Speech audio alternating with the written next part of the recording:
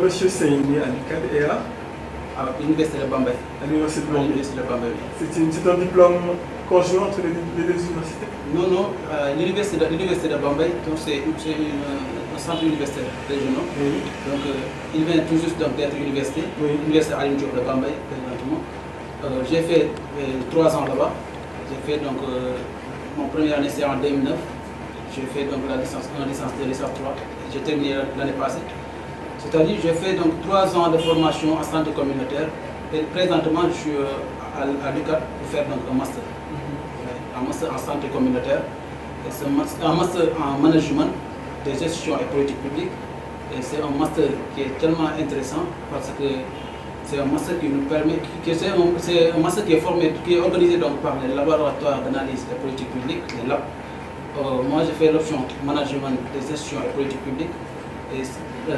Et concernant donc cette formation-là, la formation donc vise à former donc des spécialistes donc dans le domaine donc de la santé, c'est-à-dire des gens qui seront donc capables de gérer donc des structures de santé et qui sont capables aussi de mettre donc leur expertise en matière de management, de gestion aussi et politique publique.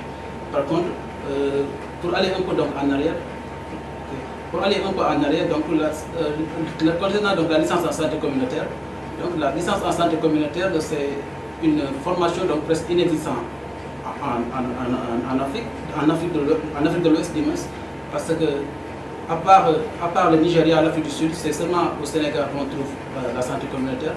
Et c'est une formation donc, qui est tellement intéressante parce que c'est une formation qui permet donc de mettre les connaissances et compétences donc, qui vise à optimiser donc, la santé des communautés par le biais donc, des actions communautaires. Des actions communautaires, à savoir appréhender donc, les fondements pratiques et théoriques donc, en santé communautaire, comme aussi identifier donc, les facteurs qui influencent la santé des communautés.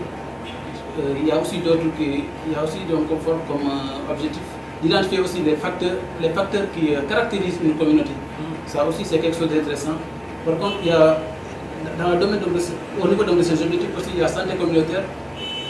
Nous apprend donc beaucoup de choses comme de faire donc des plaidoiries, d'organiser donc des mobilisations sociales, tu vois, d'organiser des mobilisations sociales, faire des suivis et évaluations. Tout cela, la santé communautaire nous permet donc d'avoir donc des expériences dans ces domaines-là. Et ça, j'ai beaucoup de connaissances en cela et je compte beaucoup aussi mettre en valeur donc toutes ces compétences-là. J'ai fait donc des stages dans beaucoup d'établissements parce qu'en santé communautaire, on nous exige de faire des stages à chaque fin d'année. En première année, on donne donc des indications à faire donc un stage d'intégration en milieu de soins. En deuxième année, donc, on fait donc une stage donc, en imprégnation en milieu communautaire. Et en licence, on vous dit donc, de faire donc, un mémoire d'études. Et moi, j'avais choisi donc, de faire mon mémoire sur la morbidité liée aux infections respiratoires aiguës chez les enfants de 0 à 5 ans. Ça, je l'avais fait donc, au village dans la commune rurale de Toubatoul, c'est dans la commune de Pomba. Et chaque année, même jusqu'à cette année-ci, dans le master, on nous exige de faire donc, un mémoire. Et là, je n'ai pas encore donné le thème, mais le thème restera à voir. Qu'est-ce qui de tes aptitudes personnelles, d'après toi, est un atout pour travailler dans le milieu de la santé communautaire? Ouais, mes atouts tout simplement, c'est comme je l'avais souligné tout à l'heure, parce que comme c'est une formation presque quasi inexistante au Sénégal, et que nous aussi on a la chance donc, de fréquenter cet établissement, et que cet établissement aussi nous a donné donc beaucoup de bagages, et on aimerait beaucoup mettre en exergue notre connaissance. Montrer donc aux gens que la formation théorique qu'on a, on voulait donc le mettre en pratique. C'est-à-dire que, comme tout à l'heure je vous avais expliqué qu'on a donc des fondements qui sont donc en nous. On est là pour identifier donc un problème de santé. On est là pour faire donc des plaidoiries. On est là pour faire donc des mobilisations sociales, des suivis et évaluations. Voir ou appréhender des fondements théoriques et pratiques en santé communautaire. Parce que c'est une formation presque inexistante. Et nous aussi, on a donc la chance de fréquenter donc cette école-là. Et tout cela, ça va nous permettre de développer donc notre nation parce que dites-vous bien qu'au Sénégal, on a besoin donc des santé communautaires. La santé communautaire, ce n'est pas donc à but curatif, mais c'est à but préventif. C'est-à-dire, nous, on n'est pas là pour faire donner des injections, mais tout simplement pour prévenir. C'est pour cela que nous appesantissons, on va plus souvent appesantir donc, sur le domaine de la communication avec des plaidoiries, des mobilisations sociales, trucs genre. Est-ce que dans votre famille ou dans votre environnement social, est-ce qu'il y a des gens qui sont dans le secteur communautaire, associatif, pédagogique, pour pouvoir qui vous ont inculpé l'envie d'aller vers ce secteur? Au début, moi, j'avais comme ambition de... Lorsque j'étais donc en classe de 3e, j'avais l'ambition de suivre donc des études en agronomie, parce que mon père était un ingénieur agronome. Et en un instant, comme que j'ai raté ma vocation, parce qu'à partir de première, je faisais donc, en seconde, je faisais donc la série S, en première, j'ai fait donc la série L, et en ce moment-là, donc, comme j'ai fait donc la série L, donc j'ai changé donc d'option, parce que en même temps, j'ai perdu ma maman, parce qu'elle devait accoucher, et elle a perdu donc sa vie. Et en ce moment-là, ça m'a beaucoup travaillé et j'ai dit donc, mais pourquoi ne pas me lancer donc, dans le domaine de la santé? Et j'ai demandé des renseignements sur mon frère qui était en première année en santé communautaire.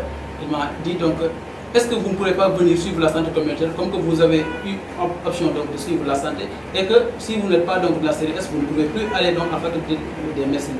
Donc j'ai dit ça c'est une bonne occasion, je vais essayer donc de l'utiliser.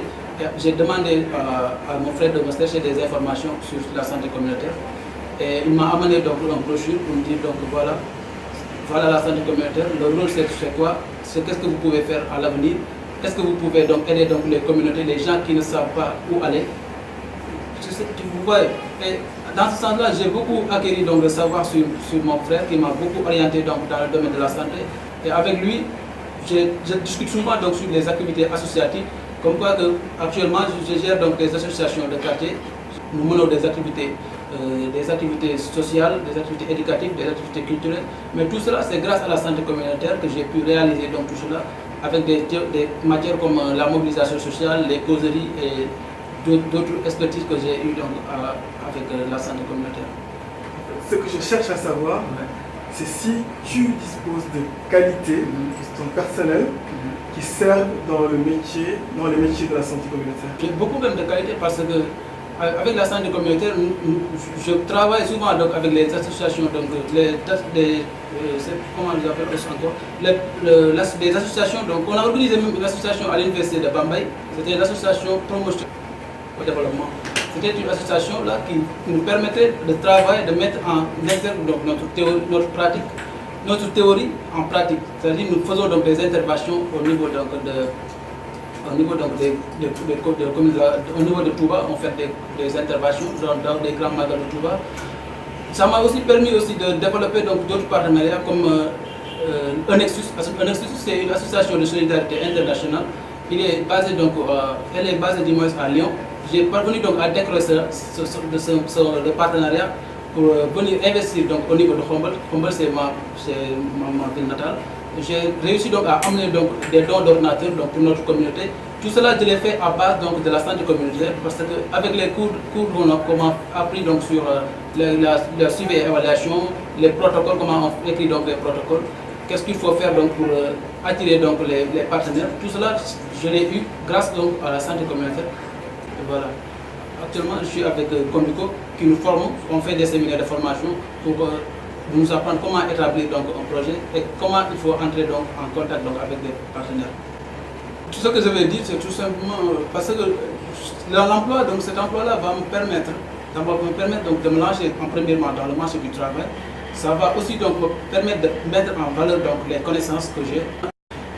Je vais encore dire donc, que cet emploi va beaucoup m'aider dans le sens où j'aime beaucoup donc, de travail en équipe. Et je suis persuadé qu'avec l'emploi, je pourrai donc travailler donc, avec beaucoup de gens. Donc mon objectif en premier temps, je vais tout simplement commencer parce que ça va me permettre donc, de me lancer donc, dans le monde de l'emploi en premier temps. En premier temps, ça va me permettre de me lancer dans le marché du travail, de mettre en place donc, de mettre en valeur donc, mes connaissances que j'ai eues donc, au niveau donc, de ma formation. Ça va me permettre en troisième temps aussi donc, de servir donc, ma nation en troisième partie. Et avec l'emploi que je prétends avoir, j'ai aussi de l'ambition pour travailler donc, en équipe parce que j'ai beaucoup l'habitude de travailler donc, en collaboration en équipe. Je parle le Wolof, je parle aussi le français, l'anglais aussi, je me débrouille. Et je vous rassure que je n'ai pas un problème d'intégration. Merci beaucoup.